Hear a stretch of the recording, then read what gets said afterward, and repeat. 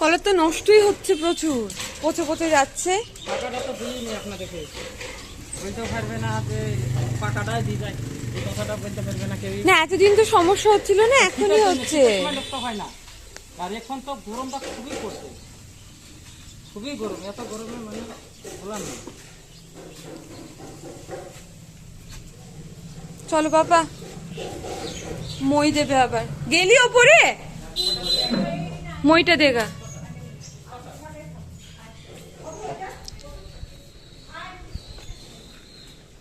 Good morning everyone, welcome back to my channel. আশা করি তোমরা সবাই ভালো আছো, আমি একদম ভালো আছি।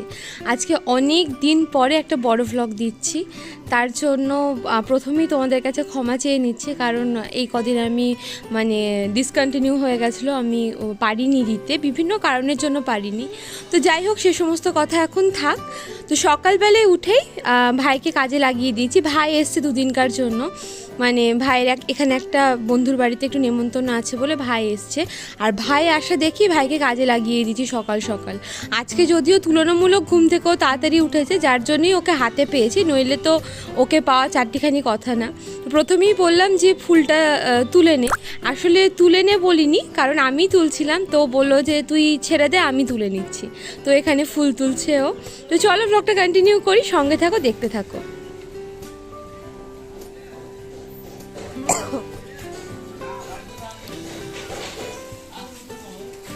কতটা পারলি দেখি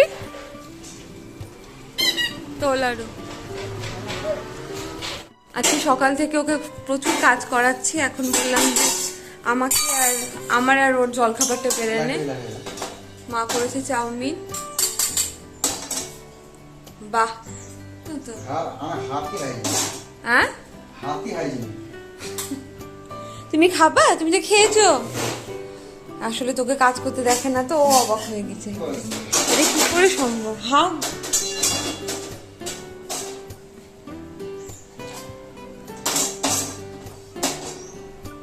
অল্প দিস, আমি বেশি খাবো না। হাফ কড়াই কোনোদিনও দেখেছি হাফ কড়াই খেতে আমাকে? হ্যাঁ চল দে,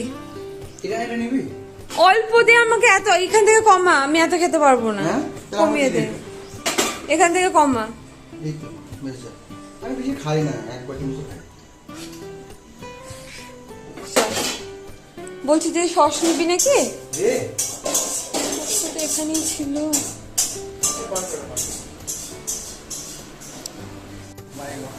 ভাই বাজারে যাবে আর আইসক্রিম আনবে না, তাই হয়। ওর জন্য একটা কি এটা কিসের? রাজভোগ। রাজভোগ।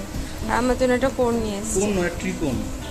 কি ট্রাই তিনটে কোনই তো বলে এটাকে। কোন নামটা তো তুমি খাবে আইসক্রিম? আইসক্রিম খাবে পাপা? ওলে বাবা, ওলে বাবা, ওলে বাবা, ওলে বাবা, খুলি আগে খুলি। আবার বকে না, বকছিস কেন? দাঁড়া পাপা, দিচ্ছি দিচ্ছি দিচ্ছি, দাঁড়া। বেরু বেরু, ও বাবা ও বাবা ও বাবা, চলো।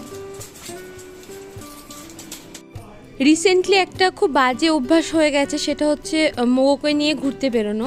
কারণ ও আগে বেরোতো, বুঝলে তো, মানে আগে ওকে সকালবেলার দিকে মা ঘুরতে নিয়ে যেত, কিন্তু এখন মোগো একটু হেভি হয়ে গেছে, আর রাস্তার কুকুর টুকুর মা ঠিক সামলে উঠতে পারে না, আর আমরাও ঘুম থেকে তাড়াতাড়ি উঠতে পারি না, যার জন্য ওকে দীর্ঘদিন ওকে ঘুরতে নিয়ে যাওয়া হতো না।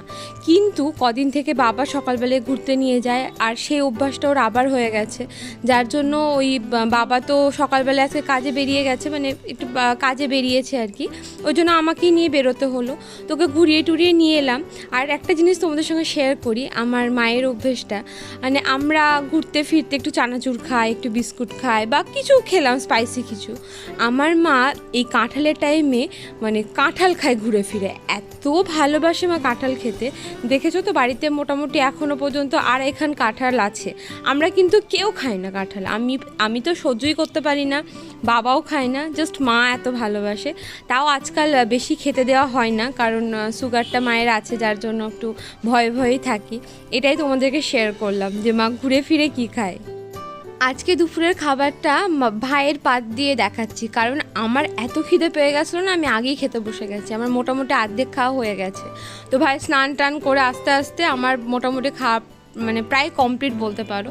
তো আজকে হয়েছিল ইলিশ মাছ, তার সঙ্গে হয়েছিল চিংড়ি মাছ। ভাই যেহেতু ইলিশ মাছ খায় না, ওই জন্য ভাইয়ের জন্য চিংড়ি মাছ, আমি তো দুটোই খেলাম। আর পুঁয়ের ডাঁটা দিয়ে ইলিশ মাছের মাথা দিয়ে একটা তরকারি।